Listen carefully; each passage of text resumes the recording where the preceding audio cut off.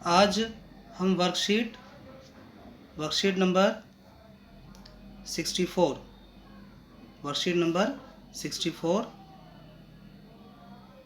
तिथि 10/12/2020, विषय सामाजिक विज्ञान राजनीति से संघवाद पुनरावृत्ति पर 3 से 5 अंक वाले प्रश्नों को हल करेंगे।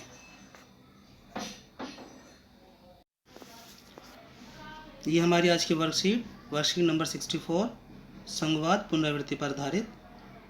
प्रश्न नंबर 1, भारतीय संविधान में शक्तियों का बंटवारा किस प्रकार किया जाता है? तो इसका उत्तर है, भारतीय संविधान में शक्तियों का बंटवारा 3 सूचियों के आधार पर किया गया है। पहली है संघ सूची, जिसमें राष्ट्रीय महत्व के विषय जैसे रक्षा, विदेशी मामले, मुद्रा, बैंकिंग आदि आते हैं।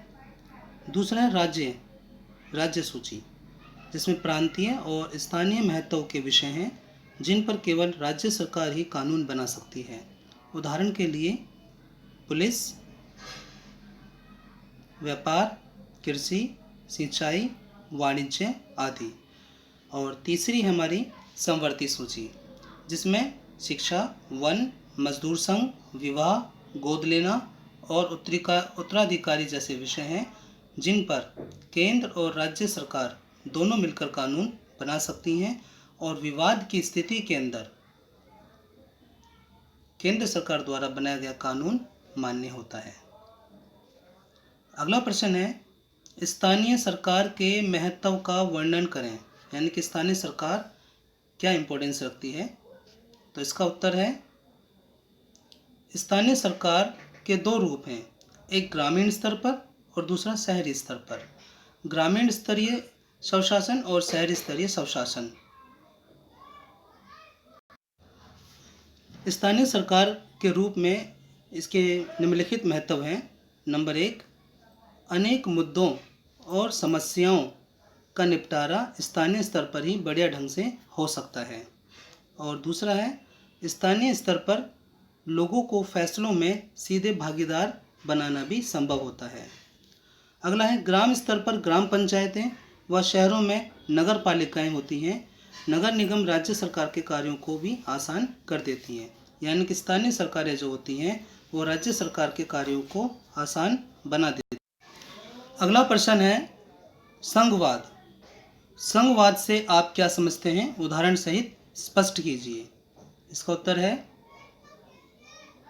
संघवाद सरकार का एक प्रारूप है जिसमें सर्वोच्च सत्ता केंद्रीय प्राधिकार और उसकी विभिन्न अनुषंगी इकाइयों के बीच बंट जाती है। संघीय व्यवस्था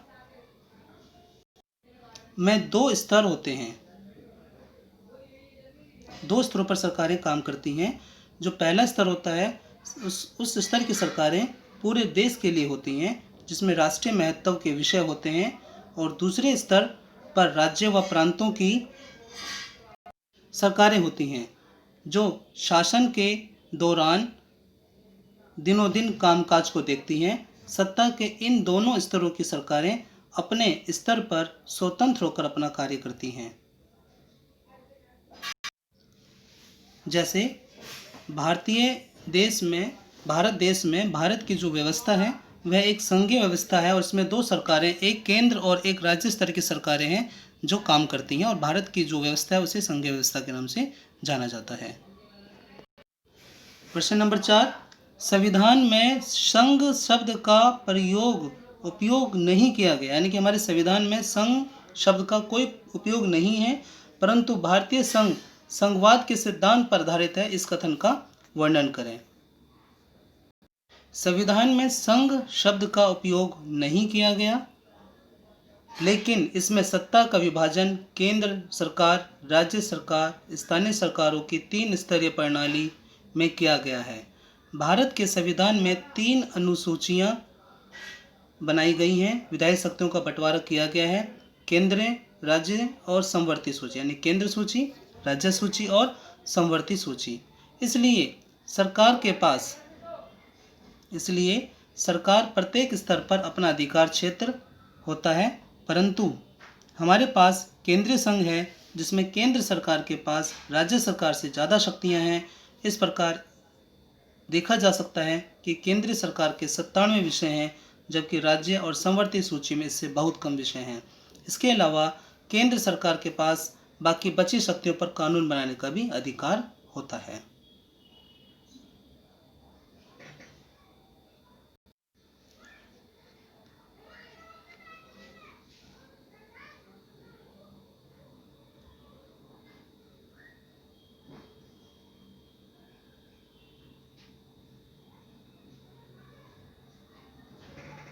प्रश्न 5 है, 1990 से पहले और बाद में केंद्र राज्य संबंधों का विश्लेषण कीजिए।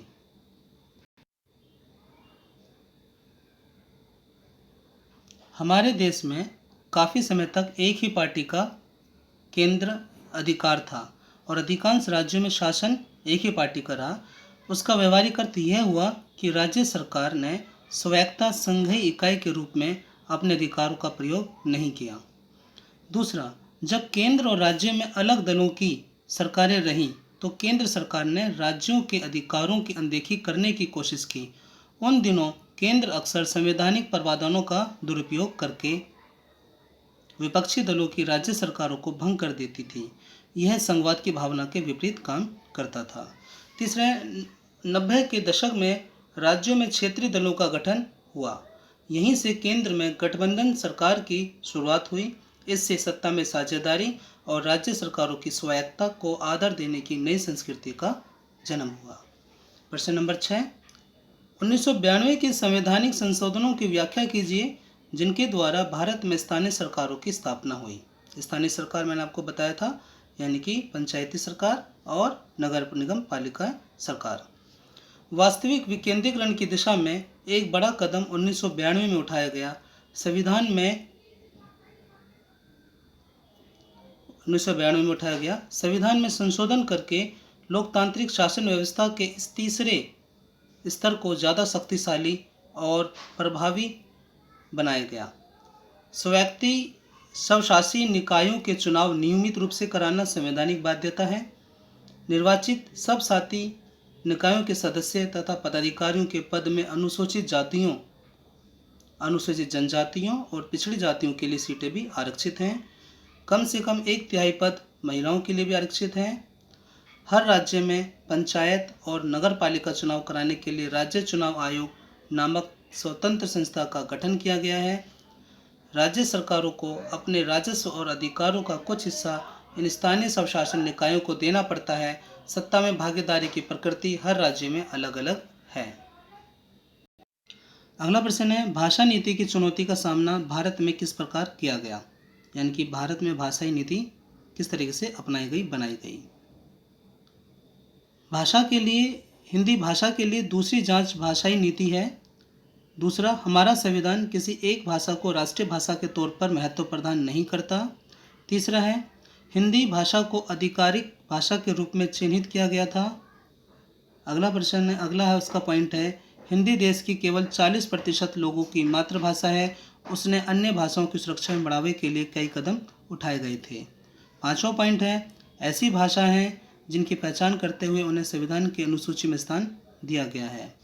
अगला है, सरकार के महत्वपूर्ण पदों के लिए आयोजित परीक्षा में उम्मीदवार के पास यह विकल्प होता है कि वह इनमें से किसी भी भाषा में परीक्षा दे सकता है। हिंदी की आधिकारिक भाषा में सरकारी काम अधिकतर राज्यों की आधिकारिक भाषाओं में ही होते हैं। 8वां प्रश्न है, गठबंधन सरकार ने शक्तियों की साझेदारी किस प्रकार की जाती है। 1990 के बाद से यह स्थिति काफ़ी बदल गई। इस अवधि में देश में अनेक राज्यों में क्षेत्रीय दलों का उदय हुआ। यही दौर केंद्र में गठबंधन सरकार की शुरुआत का भी था, क्योंकि किसी एक दल को लोकसभा में स्पष्ट बहुमत नहीं मिला। इसलिए प्रमुख राष्ट्रीय पार्टियों को क्षेत्रीय दलों सहित अनेक पार्टियों का गठबंधन बनाकर सरकार बनानी पड़ी। इससे सत्ता में साझेदारी और राज्य सरकारों की स्वायत्ता का आदर करने की नई संस्कृति पर भी इस प्रवृत्ति को सुप्रीम कोर्ट के एक बड़े फैसले से भी बल मिला। इस फैसले से राज्य सरकार को मनमाने ढंग से भंग करना केंद्र सरकार के लिए मुश्किल हो गया। इस प्रकार आज संघीय व्यवस्था के अंतर्गत सत्ता की साझेदारी संविधान लागू होने के तत्काल बाद वाले दौर की तुलना में ज़्यादा प्रभावी है। प्रश्न नंबर 9, पंचायती राज प्रणाली के किसी भी दो उपलब्धियों और किन्हीं भी दो चुनौतियों के बारे में बताइए। तो उत्तर है इसका बच्चों पंचायती राज की उपलब्धियां। पंचायती राज प्रणाली से लोकतंत्र की जड़ें और ज़्यादा मजबूत हो गईं। और दूसरा है स्थानीय समस्याओं का हल स्थानीय स्वशासन द्वारा किया जाने लगा। और इसकी दो चुनौतियां हैं कि 2/3 पद महिलाओं के लिए आरक्षित होने चाहिए और दूसरा है ग्राम सभा की बैठकें नियमित रूप से होनी चाहिए। अगला लास्ट प्रश्न है प्रश्न नंबर 10, हिंदी को बढ़ावा देना भारत सरकार की आधिकारिक नीति है, स्पष्ट कीजिए। तो इस आंसर को पॉइंटों में लिखना है। पहला पॉइंट है संविधान के अनुसार सरकारी कामकाज की भाषा के तौर पर अंग्रेजी का प्रयोग 1965 में बंद हो जाना चाहिए था। दूसरा है यद्यपि अनेक गैर हिंदी भाषी प्रदेशों ने मांग की कि अंग्रेजी का प्रयोग जारी रखा जाए, तमिलनाडु में तो इस मांग ने उग्र रूप भी ले लिया था। केंद्र सरकार ने हिंदी के साथ साथ अंग्रेजी भाषा को सरकारी कार्यों में प्रयोग की अनुमति देकर इस विवाद को सुलझाया। तीसरा पॉइंट है अनेक लोगों का मानना था कि इस समाधान से अंग्रेजी भाषी अभिजन को लाभ पहुंचेगा।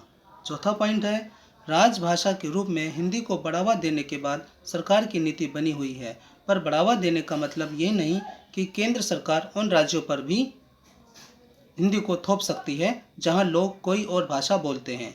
पांचवा है भारतीय राजनेताओं ने इस मामले में जो लचीला रुख अपनाया उस वजह से हम श्रीलंका जैसी स्थिति में पहुंचने से बच गए।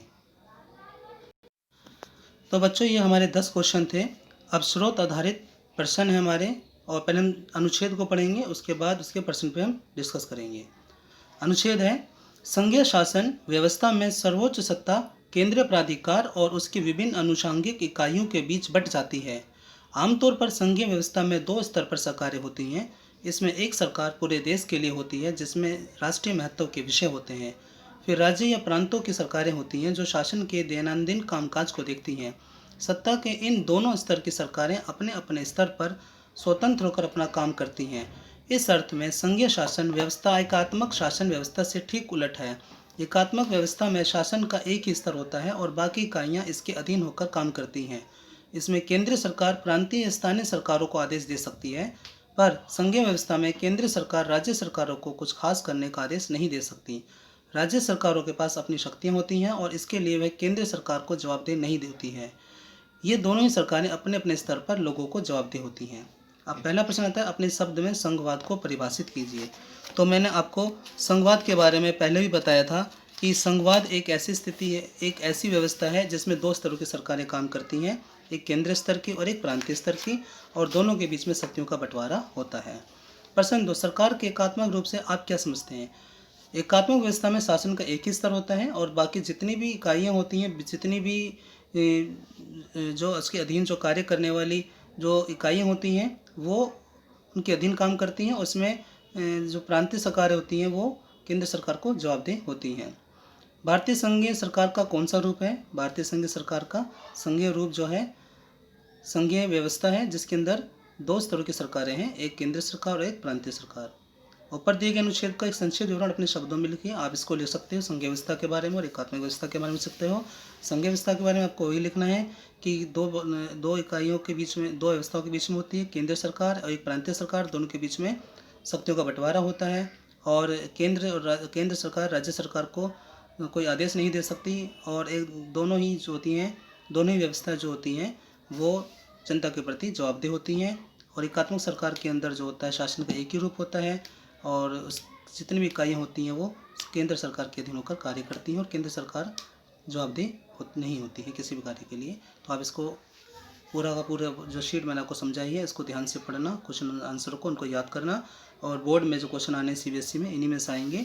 और वीडियो में आपको मैं बाद में ये बोलता हूँ कि कोरोना जैसी महामारी को हमें झेलना पड़ रहा है और हमें अपना ध्यान रखना है, अपने परिवार का ध्यान रखना है। बाहर निकलते समय हमें मास्क का प्रयोग करना चाहिए और साबुन से हाथ धोने जैसी आदतों का हमें अपने व्यवहार में लाना चाहिए। सुरक्षा स्वास्थ्य ही हमारी सुरक्षा है और ज़्यादा से ज़्यादा लोगों को अवेयर करें कोरोना से संबंधित। साबुन से हाथ धोना है, कोरोना को भगाना है। Thank you.